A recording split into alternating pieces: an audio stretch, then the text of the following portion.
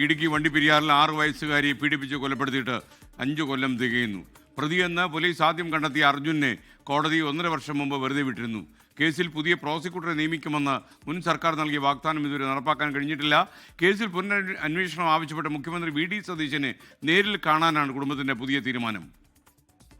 കുഞ്ഞ് മരിച്ചിട്ട് ഇതുവരെ നമുക്കിപ്പോൾ 5 വർഷം കഴിഞ്ഞിട്ട് 6ാമത്തെ വർഷം ഇന്ന് മുതൽ തുടങ്ങുവാണ്.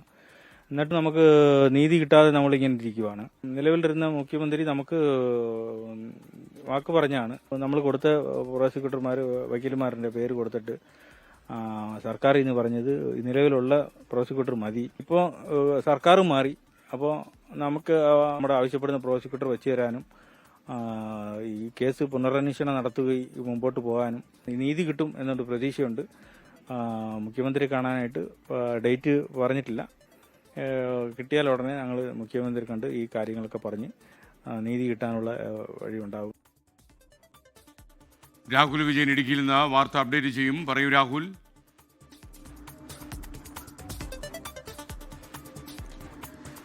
എസ് കെ 2021 ജൂൺ 30-നാണ് നാടിനെ നടുക്കിയ സംഭവം ഉണ്ടായത്. 6 വയസ്സുകാരിയെ പീഡിപ്പിച്ച് കൊലപ്പെടുത്തിയ ശേഷം കെട്ടിത്തൂക്കുകയായിരുന്നു ഉണ്ടായത്. അതിൽ പോലീസ് ആദ്യം പ്രതിയെന്ന് കണ്ടെത്തിയത് അയൽവാസി തന്നെയായിട്ടുള്ള അർജുനെ ആയിരുന്നു. പിന്നീട് കോടതി കഴിഞ്ഞ 2024 ഡിസംബറിൽ അദ്ദേഹത്തെ വെറുതെ വിടുന്ന ഒരു നിലയുണ്ടായിരുന്നു. പിന്നീട് ആ വെറുതെ വിട്ട വിധിക്കെതിരെ ഹൈക്കോടതിയിൽ ഈ കുടുംബം അപ്പീൽ നൽകുകയും സർക്കാർ അപ്പീൽ നൽകുകയും ചെയ്തു. എന്നാൽ ഇതുവരെ പ്രോസിക്യൂട്ടറെ നിയമിച്ചിട്ടില്ല എന്നുള്ളതാണ് ഏറ്റവും പ്രധാനപ്പെട്ട കാര്യം. കഴിഞ്ഞ മുഖ്യമന്ത്രിയായിരുന്ന പിണറായി വിജയൻ ഇവർക്ക് എല്ലാ തരത്തിലുള്ള നിയമസഹായങ്ങളും ലഭ്യമാക്കും, പ്രോസിക്യൂട്ടറെ നിയമിക്കുമെന്നുള്ള ഉറപ്പ് നൽകിയതാണ്. പക്ഷേ യാതൊരു തരത്തിലുള്ള നടപടിയും ഉണ്ടായില്ല എന്നുള്ളതാണ് ഏറ്റവും പ്രധാനപ്പെട്ട കാര്യം.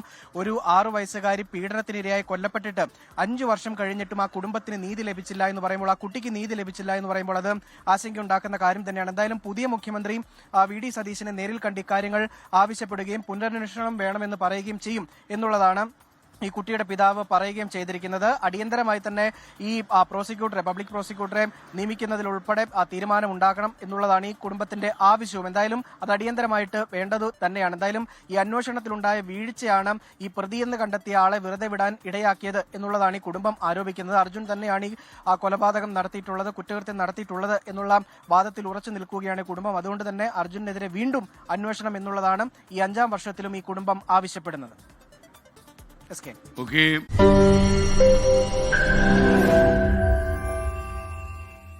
ലോകത്തെവിടെയായാലും ഏത് സമയത്തും 24 വാർത്തകളും ഓഗ്മെന്റഡ് റിയാലിറ്റി പാക്കേജുകളും എക്സ്പ്ലെയിനറുകളും വിശദമായി കാണാൻ ഞങ്ങളുടെ യൂട്യൂബ് ചാനൽ നിങ്ങൾക്ക് സബ്സ്ക്രൈബ് ചെയ്യാം.